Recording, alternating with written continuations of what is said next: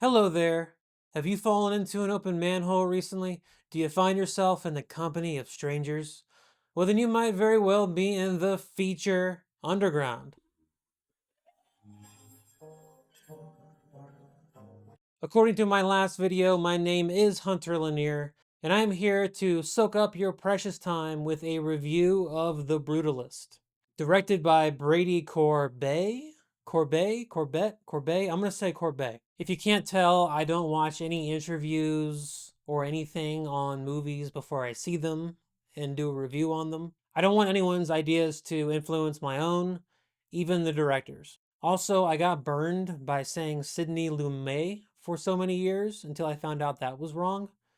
So, anyway, The Brutalist stars Adrien Brody, Guy Pearce, and Felicity Jones, and comes out December 20th in a limited release, and will presumably get a wider release early next year. The Brutalist has been a bit mysterious up to this point. So, what's it all about? Needless to say, there will be no spoilers here, and I'll keep everything plot related as brief and vague as possible. Adrien Brody plays Laszlo Toth, a Jew forced to flee his home in Budapest because of the Nazis. He arrives in America to the image of an upside down Statue of Liberty, which is also an image used for the poster, and I think for good reason. There is another important symbol that appears upside down later in the movie. In Budapest, Laszlo was a respected and successful architect. In America, all of his fortunes and reputation are reset to zero, maybe even less than zero, since on the boat trip to America, he suffered an injury, which gets him addicted to a little painkiller known to its friends as heroin. We follow Lazlo as he builds furniture for his cousin's small furniture shop until he eventually falls in with Harrison Lee Van Buren, played by Guy Pearce, who is a well-connected business mogul that becomes infatuated with Laszlo's artistic prowess.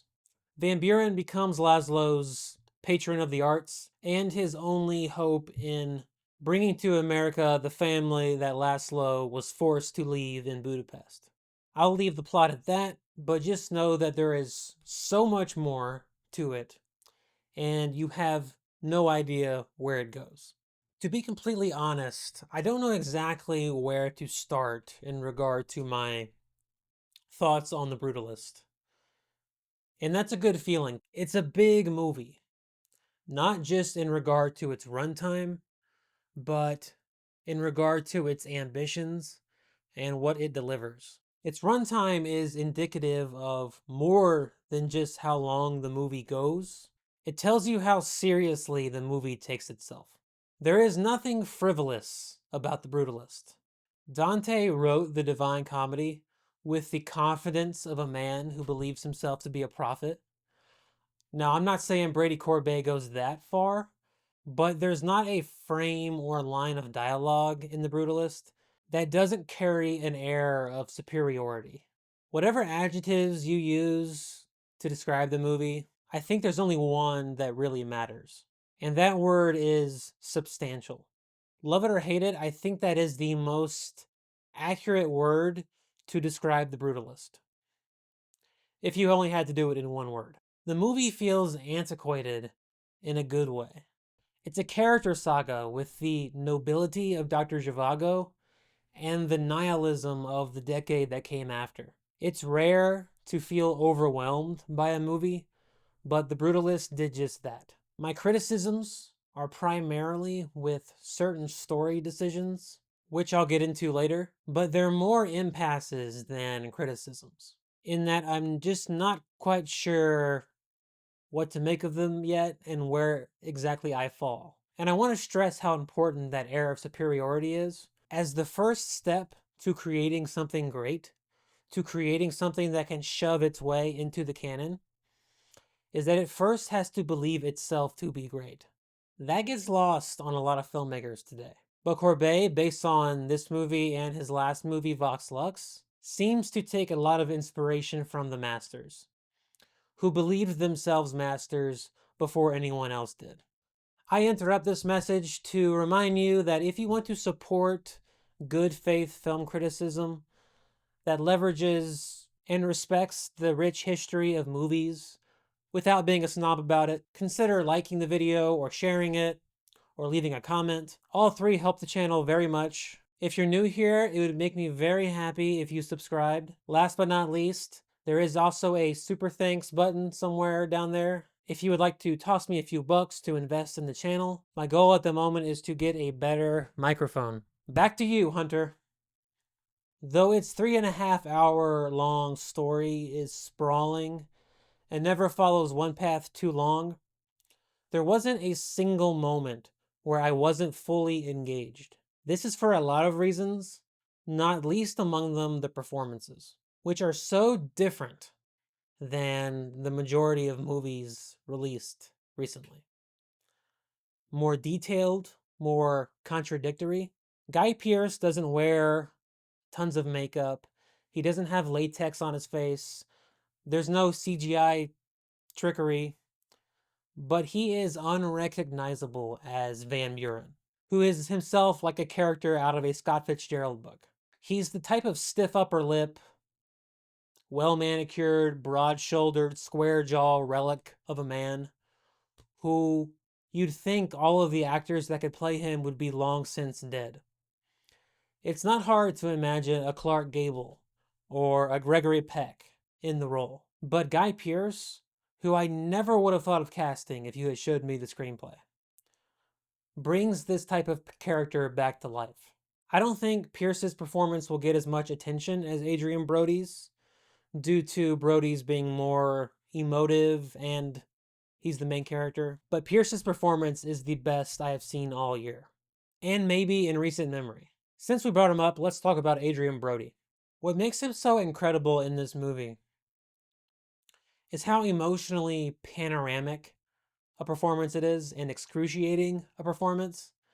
And yet, you never get the sense that he's showing off or reaching or sticking his face in front of the camera. He blends in with the story beautifully. He's not an actor giving a performance in front of a background. He's simply part of the story, which is a greater compliment than it sounds. Let me put it this way. When you're reading a book, there's no middleman between you and the character the writer has created. When it comes to movies, there is a middleman, and that middleman is the actor. And actors are known to get in the way of you and the character. Adrien Brody makes that path between you and the character seamless. I would be here all day if I went through every character and performance in the movie, which are all uniquely good in their own way. But this story is about Laszlo and Van Buren. I do also, while we're on this topic, I do want to bring up the ingenuity of the casting. Both Adrien Brody and Guy Pearce, they're not exactly on the top of the world right now, or on the tip of every casting agent's tongue. They've both done great stuff in the past. But if you look at Adrien Brody's filmography from the last 10 years, it's not the most stellar, save for Wes Anderson's movies and, in my opinion, the highly underrated Blonde. The same can be said for Pearce, who I haven't seen in a halfway decent movie since, I think, 2014's The Rover. Casting both of these guys in not only lead roles, but lead roles as difficult as these, is evidence of just how clear a vision there was for this movie. As for those aforementioned criticisms I have with certain aspects of the story, and one pivotal moment in particular, which is difficult to talk about without going into detail, so I won't. I will say it's a moment that completely changes the vibe of the movie. I respect it because it's a radical decision that somehow feels both expected and shocking at the same time. But my problem, and it's a big problem, is that I think it demystifies one of the most fascinating aspects of the movie. And when you see the movie, you'll know the moment I'm talking about. All the praise I just had for the performances of Adrien Brody and Guy Pearce, you can copy and paste to the screenplay. Written by Corbet and Mona Fastfold. One thing I mentioned briefly, but is so important to the authenticity of this movie is how contradictory the characters are. They're not written to be likable or relatable or any other false virtue. They're written to be interesting and suggestive of certain truths. I'm sure much discussion will be had on how brutalism relates to the character of Laszlo and the film at large. My first thoughts are that it has something to do with building something grand from modest means, of the need to constantly rebuild from scratch, and anathema to waste. All of which are relevant to Laszlo as a character, but also his generation. Most of us now look at brutalist buildings as ugly blocks of concrete. I know I do. But perhaps that says something about our pampered lives, that we see no value in the economy of resources, having nothing but. There's a great scene in the movie where Van Buren actually flat out asks Laszlo what his art means. The question that causes all good artists to roll their eyes and all bad artists to lick their lips. Laszlo politely responds by basically saying that the buildings speak for themselves. And I think this scene is really important for the movie as a whole, but also for how the movie ends. And I'll leave it at that. Another great sign of how effective the screenplay and the characters are is that I actually remember the characters' names. That seems like a small thing, but I promise it's important. Even movies I really enjoy, I often can't remember the names of the characters. Laszlo and Van Buren are burned into my brain now. If this movie somehow garnered a hefty box office and commanded the culture's attention, or if it had been released in the 70s when tastes were different, I wouldn't put it outside the realm of possibility that the names of these characters would find their way into our vocabulary, not unlike Fredo or Private Pile. That's how evocative they are. There's also something to say about Brady Corbet's approach to filmmaking, which I think is unique compared to his contemporaries. In some ways, I guess you could also go fishing for comparisons to brutalism, but that seems like low-hanging fruit, so I'm not going to bother with that.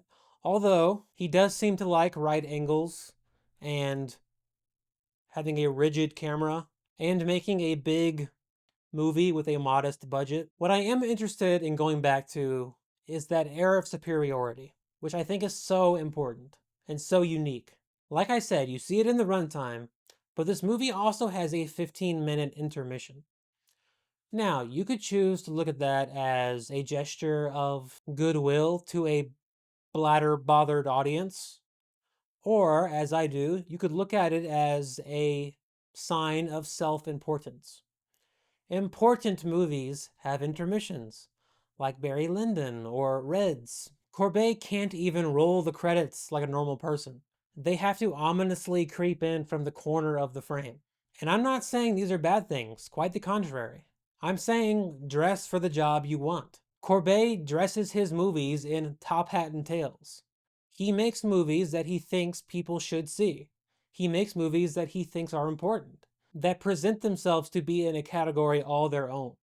And when I say important, I don't mean important as in they take it upon themselves to teach you a lesson or to take an easy political stance. Important because they're really good movies.